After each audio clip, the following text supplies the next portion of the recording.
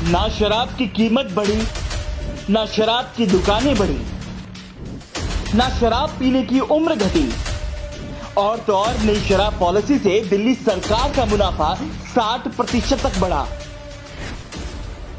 इस पॉलिसी के अंदर जो टेंडर सरकार के पास आए, जिसमें रिटेलर और डिस्ट्रीब्यूटर ने एडवांस जमा करवाया, उससे 60% तक रेवेन्यू बढ़ रहा था। मगर एलजी साहब ने 2 दिन पहले यू टर्न लेकर सरकार को भारी घाटा करवाया। कुल मिलाकर सभी बातों का निचोड़ यही है कि शराब की कीमत बढ़ाए बिना दिल्ली सरकार का इतना राजस्व बढ़ा, फिर घोटाला कैसे हुआ? जनता के ऊपर कोई बोझ नहीं। सरकार जहां से पहले 10 लाख रुपए लेती थी, वहां से 5 करोड़ मिल रहे हैं। जहां से 8 लाख रुपए लेती थी, वहां से आज 10 करोड़ रुपए मिल रहे हैं, और ये कह रहे हैं कि भ्रष्टाचार हो गया। क्यों नई एक्साइज पॉलिसी में कोई घोटाला नहीं हुआ और बीजेपी ने इसमें घोटाले का फर्जी प्रोपेगेंडा चलाया?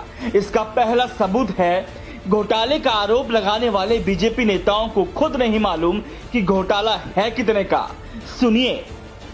जब ऑडिट हुआ तो पता चला इससे तो 10,000 करोड़ रुपया आना चाहिए, तो 8,000 करोड़ किसके पॉकेट में जा रहे थे? कि आपकी सरकार को एक्साइज में 3,000 करोड़ का लॉस हुआ है और आपके रेवेन्यू में 3,500 करोड़ का लॉस हुआ है। ये सरकारी लॉस है। ये जो 30 करोड़ पे जो ईएमडी अर्नेस्ट मनी डिपॉजिट हुआ था, ये क्यों वापस किया?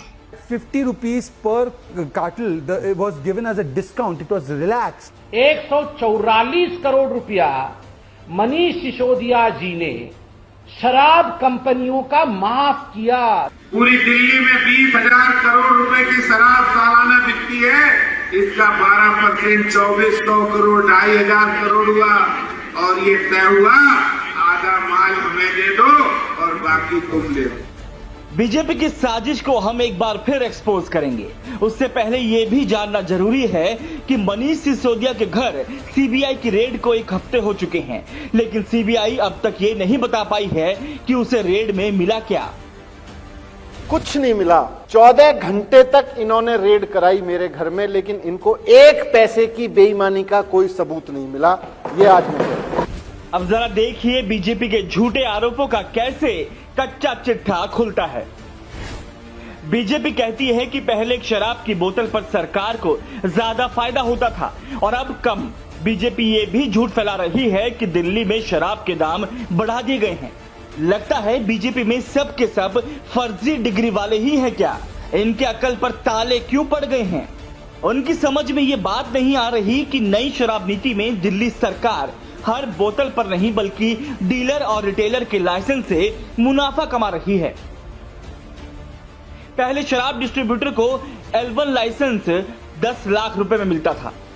नई शराब नीति में इसे बढ़ाकर 5 करोड़ प्रति साल कर दिया गया है, यानी कि हर डिस्ट्रीब्यूटर पर 4 करोड़ 90 लाख का फायदा। इसी तरह रिटेलर को पहले L7 लाइसेंस के लिए 8 लाख रुपए देने पड़ते थे, जिसे नई नीति में 11.18 करोड़ किया गया है, यानी हर साल हर रिटेलर पर 11.10 करोड़ का मुनाफा। पहले शराब की एक दुकान से 7.6 करोड़ की आय होती थी, जो नई नीति से बढ़कर 11.18 करोड़ हो गई, यानी हर साल प्रति शराब की दुकान पर सीधे 4.12 करोड़ का फायदा। कुल मिलाकर नई शराब नीति से 60% तक अधिक फायदा होगा। ये इतना आसान गणित है कि बच्चा भी समझ जाए, लेकिन बीजेपी नेताओं को ये समझ में नहीं आ रहा। असल में बीजेपी शराब घोटाले का झूठ फैलाकर केजरीवाल सरकार को बदनाम करना चाहती है।